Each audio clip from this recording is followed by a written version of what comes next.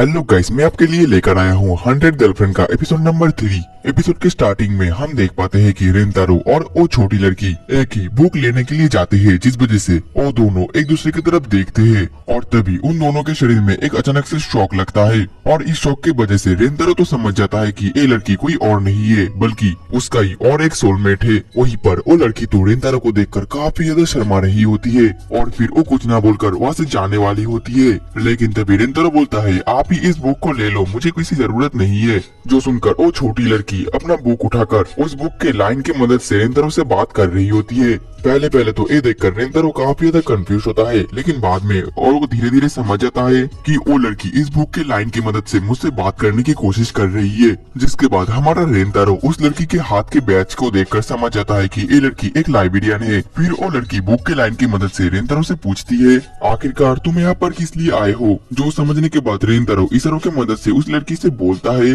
मैं यहाँ पर एक बुक लेने के लिए आया हूँ जिससे मुझे मजा आए। और रेंतारो ये सब कुछ इशारे में बोल रहा होता है, वो भी उस लड़की के देखकर बात नहीं कर रहा होता है। और ये देखकर वो लड़की काफी ज्यादा कंफ्यूज होकर उससे पूछती है क्या तुम बात नहीं कर सकते। जो देखकर रेंतारो काफी ज्यादा शॉक्ड होता है। जिसके बाद वो लड़की बुक के लाइन की मदद से रेंतारो से बोलता है मुझे लोगों के साथ बात करने में काफी ज्यादा दिक्कत आती है, इसलिए मैं यहाँ से चली जाती हूँ। और ये बोलने के बाद वो वहाँ से जाने ही लगती है, लेकिन तभी रेंतारो पीछे से उसको रोक लेता है और उस लड़की से बोलता है क्या तुम मुझे कुछ रिकमेंडेड कर सकती हो, कुछ रोमांस नोवेल, क्योंकि मुझे रोमांस जेनर काफी ज्यादा पसंद है। ये सुनकर वो लड़की काफी ज्यादा खुश होती है और फिर वो इधर उधर जाकर बहुत सारे बुक को ढूंढने लगती है। और इसके अगले पल ही वो लड़की बहुत सारा बुक उठाकर लेकर आती है। जो देखकर तो रेंतारो काफी ज्यादा शॉक्ड होता है और उसे देखकर वो लड़की बोलती है मुझे माफ कर देना, मैं कुछ ज्यादा ही एक्साइटेड हो गई थी। रेंतारो बोलता है तुम ज्यादा टेंशन मत करो, तुमने मेरे लिए इतना ज्यादा हार्ड वर्क किया और इतना सारा बुक उठाकर लेकर आई, इसलिए मैं इस सभी बुक को पढ़ूंगा।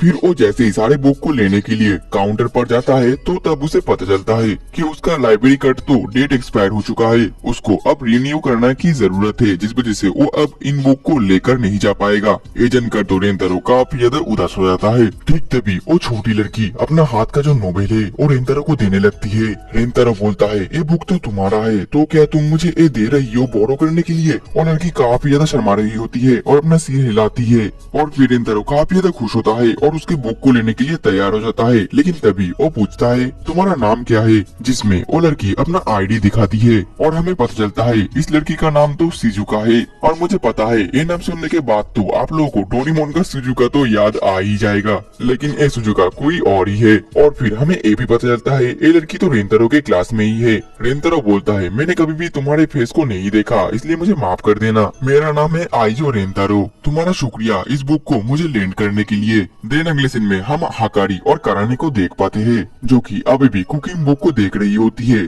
जिस वजह से वो लोग एक अच्छा सा डिश चुन पाए और रेंतारो के लिए अच्छा खाना बना पाए। और उन दोनों को इतना ज्यादा हार्ड वर्क करते हुए रेंतारो तो इमोशनल हो जाता है। मैं बहुत ही ज्यादा ब्लेस्ड हूँ, तुम जैसी हार्ड वर्किंग गर्लफ्रेंड्स पाकर। अब अगले सीन में हम रेंतारो को उसके कमरे में देख पाते हैं और वो रात में शिजुका का द्वारा दिया गया वही नोवेल पढ़ रहा होता है। और इस स्टोरी में एक प्रिंसेस होती है और उसका एक गार्ड एक नाइट होता है और एक ड्रैगन प्रिंसेस के ऊपर अटैक कर देता है, लेकिन हमारा नाइट प्रिंसेस को बचा लेता है, जिस वजह से वो दोनों धीरे धीरे प्यार में पड़ जाते हैं। लेकिन प्रिंसेस तो एक रॉयल फैमिली से बिलोंग करती है। दूसरी तरफ हमारा नाइट जो उसकी की कोई रॉयलिटी ही नहीं है, जिस वजह से प्रिंसेस को किसी और जगह भेजा जा रहा होता है और हमारा नाइट उसको रोक नहीं पाता। जो पढ़कर तो रेंतारो काफी ज्यादा इमोशनल हो जाता है और इसका नेक्स्ट पार्ट वो पढ़ने वाला ही होता है, लेकिन तभी वो नोटिस करता है ये वॉल्यूम तो यहीं पर ही खत्म हो चुका है। और तभी हमारा रेंतारो ये भी रियलाइज करता है कि रेंतारो का जितना भी सोलमेट है उन सभी के प्रपोज को रेंतारो को हाँ बोलना पड़ेगा, नहीं तो उसके सोलमेट्स मर जाएंगे। अब अगले दिन सुबह स्कूल में हम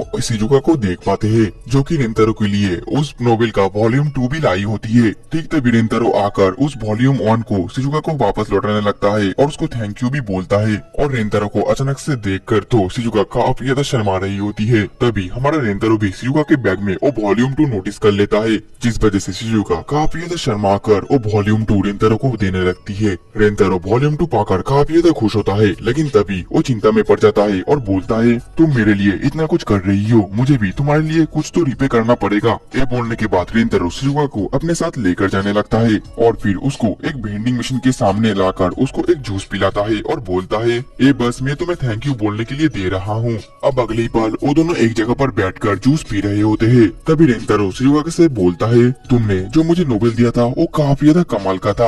और फिर रेंतारो उस नोबेल के बारे में बात करने लग जाता है और उसकी ऐसी बात सुनकर तो शिजुका भी हंसने लगती है। फिर शिजुका भी अपना बुक उठाकर उसके लाइन की मदद से रेंतारो से बात करने लग जाती है। ये देखकर रेंतारो बोलने लगता है शिजुका तुम हमेशा बुक की मदद से बात करते हो, जिस वजह से तुम्हें इस बुक के बारे में तो काफी कुछ पता होगा। मैं तो कभी भी एक बुक को बार बार नहीं पढ़ सकता, तुम तो काफी ज्यादा कूल हो। जो सुनकर शिजुका थोड़ा सा इमोशनल होकर बोलती है मैं इस तारीफ की वर्दी नहीं हूँ, मैं नेचुरली ऐसी ही बात करती हूँ और इस कारण की वजह से अब तक मेरा एक दोस्त भी नहीं बना। और इसके बाद तो शिजुका काफी ज्यादा उदास होती है, जो देखकर रेंतारो थोड़ा सा पॉज हो जाता है और फिर बोलता है क्या तुम मुझे तुम्हारा नोबेल 1 फिर से दे सकती हो, मुझे और फिर से पढ़ना है। अब अगले सीन में जो शिजुका है वो लाइब्रेरी में काम कर रही होती है।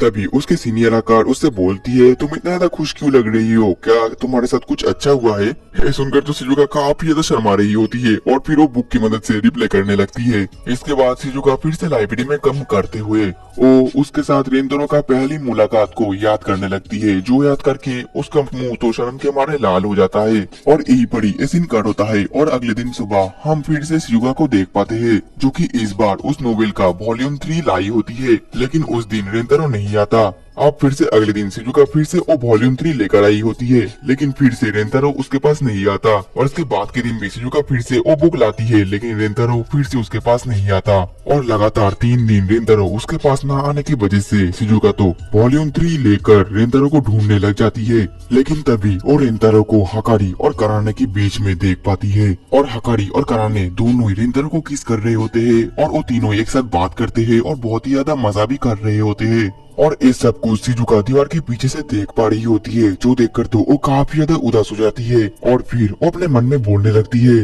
रेंतारो का पहले ही गर्लफ्रेंड से, इसमें कोई हैरानी की बात नहीं है। आखिरकार मैं उसको लेकर क्या क्या सोच रही थी, वो तो मामूली सा बुक पढ़ने में काफी ज्यादा बिजी होगा। तभी हमें शिजुका के पास्ट के सीन को दिखाया जाता है, जहाँ पर शिजुका के क्लासमेट शिजुका को हमेशा बुली करते थे, क्योंकि वो बाकी नॉर्मल लोगों की तरह बात नहीं कर पाती थी। वो हमेशा बुक के लाइन की मदद से बात करती थी। यहाँ तक कि शिजुका की मॉम भी शिजुका को काफी ज्यादा मारती थी, क्योंकि वो बाकी बच्चों की तरह बात नहीं कर पाती थी, जिस वजह से शिजुका काफी ज्यादा दुखी होती है और वो प्रेजेंट में भी काफी ज्यादा दुखी हो रही होती है। और इसके अगले पल ही शिजुका लाइब्रेरी में जाकर अकेली बैठी हुई होती है। ठीक तभी वहाँ पर रेंतारो आता है और बोलता है अच्छा हुआ कि तुम अभी तक यहीं पर हो। और रेंतारो ये भी बोलता है तुमने आज तक मुझे जितने भी बुक्स लैंड करने दिए हैं उन सभी का आज मैं रिपे करने वाला हूँ।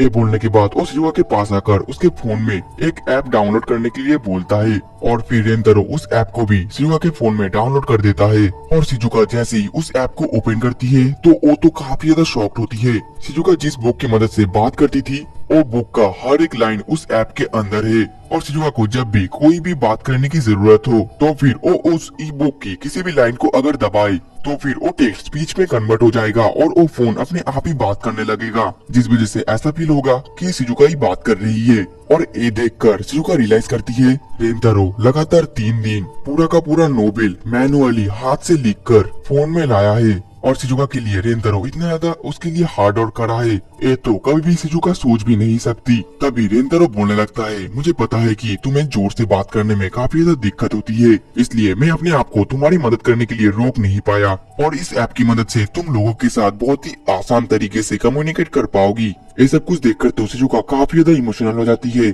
और तभी फोन की मदद से रेंतारो को आई लव यू बोल देती है। और ये बोलने के बाद तो उसके आंखों से पानी भी गिरना शुरू हो जाता है और वो फोन की मदद से ये भी बोलती है मुझे माफ कर देना, मैंने बस अपना फीलिंग्स तुमको कन्फेस किया है, तुम्हें कोई भी रिप्लाई करने की या आंसर देने की जरूरत नहीं है, मैं सिर्फ चाहती थी कि मेरा फीलिंग्स तुम जानो। लेकिन तभी रेंतारो शिजुका को पकड़कर अपने पास लेकर आता है और बोलता है मैं भी तुम्हें पसंद करता हूँ। ये सुनकर तो शिजुका और भी ज्यादा इमोशनल हो जाती है और फिर वो दोनों एक दूसरे को हक करते हैं। देन अगले सीन में हम देख पाते हैं कि रेंतारो शिजुका को हकारी और काराने से मिलवाने के लिए लाया होता है और वो बोलता है मैं सिर्फ तुम लोगों को बताना चाहता हूँ कि ये मेरी न्यू गर्लफ्रेंड है और मैं तुमसे परमिशन चाहता हूँ कि तुम तीनों मेरी गर्लफ्रेंड बनो। और ये देखने के बाद तो कारा ने हद से ज्यादा गुस्सा हो जाती है और वो तो रेंतारो के ऊपर बहुत ज्यादा गुस्सा करने लगती है। दूसरी तरफ हाकारी तो खुशी के मारे रोने लगती है और बोलती है, रेंतारो तुम कितने ज्यादा अच्छे हो, तुम उस लड़की को मना नहीं कर पाए इसलिए तुमने भी उसको गर्लफ्रेंड बना लिया।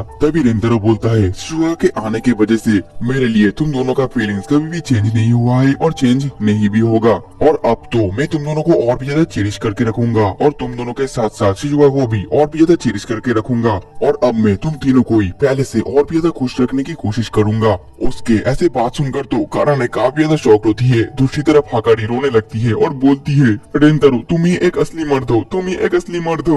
वहीं पर शिजुका तो काफी ज्यादा डरी हुई होती है। और इसी तरीके से हमारा रेंतारो का लव ट्रायंगल अब लव रेक्टेंगल बन चुका है। अब रेंतारो क्या करेगा, क्या रेंतारो इन तीनों को हैंडल भी कर पाएगा, ये तो हमें नेक्स्ट एपिसोड देखकर ही पता चलेगा। और इसी के साथ ही हमारा एपिसोड 3 भी खत्म हो जाता है। तो दोस्तों मिलते हैं नेक्स्ट एपिसोड में, तब तक के लिए टाटा बाय बाय सायोनारा।